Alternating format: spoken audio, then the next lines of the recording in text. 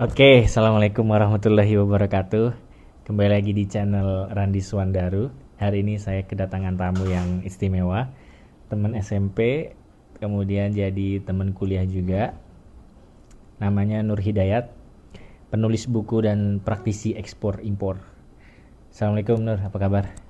Waalaikumsalam Bro Randi, Alhamdulillah sehat. Jadi koreksi tadi sekarang baru ekspor saja, Oh, belum ekspor. belum impor. Jadi mau sekalian promosi kalau teman-teman mau beli bukunya, ini judulnya ya, bisnis ekspor itu mudah.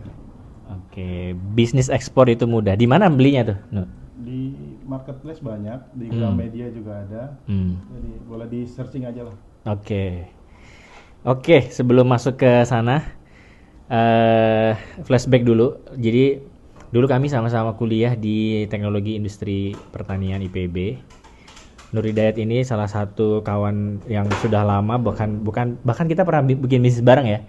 Iya. Nudi ya, Tingkat dua tingkat ya. dua. Namanya Nudi atau apa gitu ya. Kita jualan Hidrogel dulu namanya. hidrogel, jualan hidrogel di Jakarta. Jadi hidrogel itu adalah media tanam ya untuk tanaman-tanaman hias dalam ruangan. Ya kita sampai ngedesain sendiri, bikin brand sendiri, ngeprint di bara itu kan. Dan sampai akhirnya jualan ya, tapi nggak begitu sukses. Nah, setelah 13 tahun nih kita lulus ya, Nu ya. 12 ya. Oh iya. Kalau gue sih 12 tahun sih. 12 tahun, 12. Gue 2011 lulus. Berarti gue juga sama, Bos, 2003. Kita beda Beda. 3-4 bulan lah bedanya. Bulan Februari. Ya, Tengah-tengah gue tahun. Juli. Nah, gimana Nu sebagai alumni IPB yang sekarang juga menggeluti sektor yang masih relevan ya di bidang ekspor tadi, gimana Nur Hidayat melihat apa namanya? Taruh geser kameranya. Melihat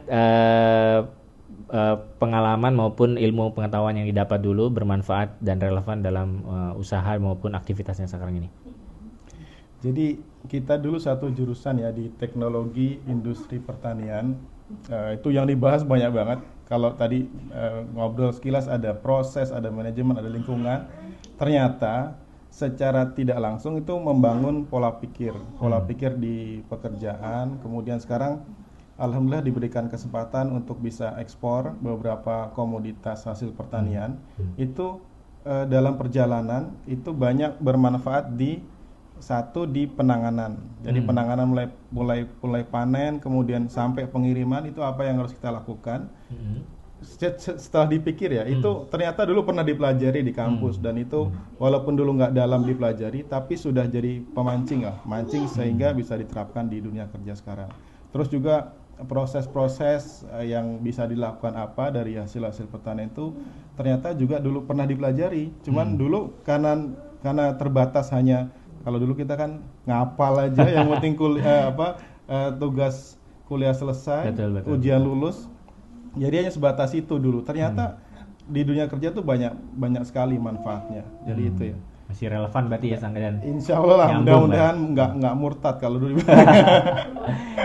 Nggak murtad dalam tanda kutip dari Oke. jurusan gitu. Iya, gue juga merasa belakangan ya setelah lulus ya, terus ngelihat ke belakang, kayaknya zaman dulu tuh kayak banyak profesor-profesor yang sebenarnya tuh dosen-dosen kita ya, yang sebenarnya tuh pantas banget untuk kita terus apa ya deketin gitu ya, maksudnya kayak serap ilmunya gitu loh. Ya kan kayak apa namanya Prof Ketaren, Iya. ya kan, yang terus kayak Prof Irawadi dan kawan-kawan itulah banyak dosen-dosen kita tuh. Kalau gue ngeliat sekarang kayaknya kita tuh punya privilege gak sih kayak dulu tuh ketemu orang-orang macam itu dan ternyata dulu sih gak se eager itu untuk deketin banyak kayak pengennya ada jarak tuh jangan ada apa gitu kan. Iya. Padahal mereka benar-benar punya akses terhadap ilmu yang benar-benar bermanfaat gak sih? Betul. Itu salah satu hal yang terakhir disesali ya. Dulu kita di kampus itu banyak orang-orang hebat, dosen-dosen hebat itu yang ternyata dia kalau di istilahnya kalau ring 1 jadi A1 lah informasinya. Dulu kita cenderung ingin menjauh biar cepat selesai urusan. Iya. Tapi sebenarnya harusnya itu jadi deket banget. Jadi itu kerasa banget karena beberapa kali ketemu nih misalnya berkunjung ke beberapa daerah gitu ya. Misalnya bicara atsiri, pasti nama salah satu Pak Ketaren disebut. Betul. Dan dosen saya bilang dulu. Iya. Dan kenapa kita nggak ngambil banyak ilmu dari Orang-orang ngedenger itu dosen saya itu kayak, wah keren nih muridnya Pak Ketaren gitu ya. Itu dia. Tapi kita juga kayaknya kalau nggak ada kuliah nggak ketemu dia juga Iya, gitu. itu dia. Iya. Memang dulu kan memang zaman kita kuliah media sosial juga Iya, nggak betul. seperti sekarang, jadi nggak deket juga di medsos. Kalau sekarang kan Benar. kayaknya dosen itu lebih terbuka juga, lebih Iya. dekat ke mahasiswa lewat medsosnya. Iya, lebih kayak apa sparring partner juga ya, lebih dekat gitu.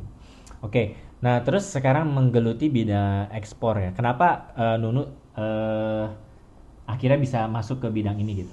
Sebenarnya nggak sengaja juga ya, faktor nggak sengaja, faktor doa sebenarnya, faktor doa. Jadi ceritanya pernah ikut satu pelatihan waktu itu di Bogor, di kampus IPB Baranang Siang. Oke.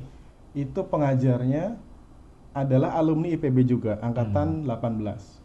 Kemudian dia menekuni bidang ekspor. Ya setelah itu sok-sok kenal, kemudian sering cerita, sering berkunjung. Pak Ucu bukan? Iya betul, namanya Pak Nur Samsu Mahyudin yang sekarang jadi partner penulis buku itu, guru saya. Terus jadi dari situ akhirnya saya berdoa mudah-mudahan bisa juga meneruskan apa yang pernah beliau lakukan. Alhamdulillah dikasih jalan, secara nggak sengaja juga ketemu beberapa supplier, ketemu buyer, dan alhamdulillah bisa jalan gitu. Nah, kalau saya lihat justru sekarang itu ada tren ya, banyak anak muda itu menggeluti bidang ekspor dengan alasan yang lebih dari sekedar materi, tapi kayak mereka pengen membuka akses khususnya ke komoditas-komoditas yang diusahakan petani di desa-desa. Bener nggak sih? Ya ada kalau yang niatnya untuk sosial, memang ada yang pengen ke desa. Seperti zaman kita kuliah dulu ya, ada idealisme yang mau dibangun, ingin mensejahterakan. Tetapi ternyata itu effortnya juga perlu banyak PR tuh. Nggak semudah yang kita omongin di proposal. Iya. Mungkin karena faktor SDM, kualitas harus terjaga gitu ya. Betul itu dia. Ya DPR SDM memang kalau kita dalam bisnis itu bisa jadi produknya itu memang diminati banyak orang, tetapi karena SDM-nya kurang capable untuk memprosesnya, itu jadi masalah. Oke. Nah kalau buat yang nonton nih ya, kalau mau memulai bisnis ekspor itu kira-kira 3 hal apa sih yang perlu disiapin gitu agar bisa memulai dulu deh, belum berhasil nih baru memulai aja. Nah gimana? Satu, niatnya dulu bener-bener jadi pebisnis ekspor yang amanah, yang baik. Kenapa saya bilang amanah baik? Karena gini, hari ini sebenarnya faktanya itu ya, bukan katanya, faktanya lebih banyak eksportir Indonesia itu yang nipu importir di luar negeri, bukan gitu eksportir kita yang ketipu. Fakta ya, kalau di lapangan seperti itu. Berarti citra di Indonesia nggak begitu bagus dong? Saya nggak mau bilang gitu ya, tapi seperti itulah kondisinya. Oke ya. Yang pertama niatnya baik, jadi eksportir yang baik, amanah. Kemudian yang kedua, kuatin doa. Itu yang diajarin sama guru saya waktu itu. Ya kuatin, berdoa dulu deh. Karena yang ketiga baru belajar, berkomunitas dan belajar. Belajar bisa dari manapun. Hari ini kan media sosial juga banyak. Karena prinsip ekspor dan dagang dalam negeri, dagang lokal itu sama. Sama, bener-bener sama. Yang beda cuman beda negara, cuman beda bahasa. Itu aja. Tapi juga bahasa nggak jadi kendala banget lah ya sekarang ya? Tidak terlalu jadi kendala, karena kita punya banyak sarana untuk mentranslasi kan. Iya. Baik itu maksudnya ke Middle East, ke China itu Nggak juga. ada masalah. Oke. Jadi 3 hal itu ya. Kemudian buat yang yang udah pengalaman itu, cara memulainya itu kira-kira maksudnya kayak hubungin siapa dulu, ngapain dulu gitu, gimana? Pertama tahu dulu produknya apa, ya produknya apa tentukan. Kemudian nanti kalau sudah belajar, dalam pembelajaran itu ada cara-caranya.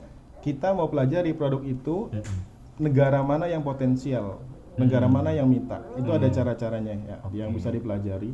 Kemudian setelah ada produk, tentu kalau produk itu tidak hanya cuman ada produk, tidak sebatas itu, tapi perhatikan juga quantity itu jumlahnya harus continue dan kualitasnya.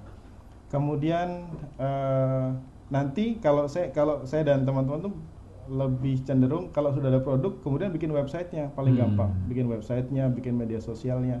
Nah itu salah satu cara yang paling murah dan pasif. Kalau mau aktif ya kita bisa datang ke satu pameran, satu negara, Kemudian di beberapa negara itu kita Indonesia itu punya perwakilan perdagangan. Mereka ini orang Indonesia tapi ditugaskan di negara-negara yang kerjasama perdagangan dengan Indonesia. Tugas mereka salah satunya membantu mempromosikan produk Indonesia di negara mereka bertugas.